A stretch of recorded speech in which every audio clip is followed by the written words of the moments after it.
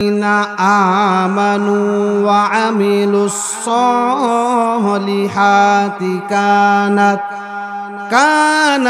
লাহুম জান্নাতুল ফিরদাউসি নুজুলা।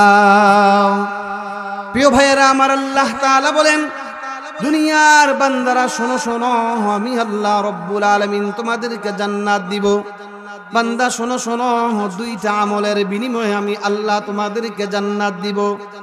আল্লাহ তাআলা বলেন, এক নাম্বার বান্দা শোনো শোনো, ইন্নাল্লাযীনা আমানু, বান্দা তোমাকে ঈমান আনতে হবে, ঈমানদার হতে হবে, মুমিন হতে হবে। দুই নাম্বার হলো, আল্লাহ বলেন বান্দা শুধু মুমিন হলে চলবে না, ঈমানের সাথে সাথে ওয়া আমিলুস সলিহাত, তোমার জিন্দেগির ভিতরে ভালো আমল করতে হবে।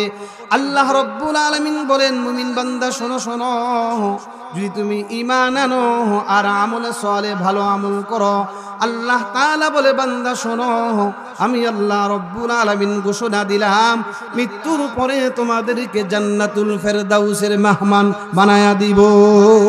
সুবহানাল্লাহ। বলেন, আমরা জান্নাত চাই কি চাই না? বলেন, আপনারা কি আমার ভাষা বুঝতেছেন না? আমরা জান্নাত চাই কি চাই না? এমন কোন মানুষ আসেনি যারা জান্নাত চায় না? দুনিয়ায় যে নামাজ পড়ে সেও চায় আমি জান্নাতে যাব, যে নামাজ পড়ে না সেও চায় আমি জান্নাতে যাব। আল্লাহ বলে, বান্দারে আমি আল্লাহ তোমাদেরকে জান্নাত দিব, এটা আমি আল্লাহর ওয়াদা। তবে তোমাদের দুইটা কাজ, এক নাম্বার, ঈমান আনলে শুধু বসে থাকলে হবে না, ঈমানের সাথে সাথে ভালো আমল করতে হবে।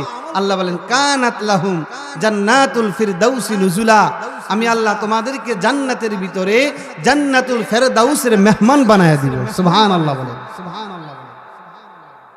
জান্নাতের মেহমান, এটা আমরা সবাই চাই যে আল্লাহ আমাদেরকে জান্নাত দেখ।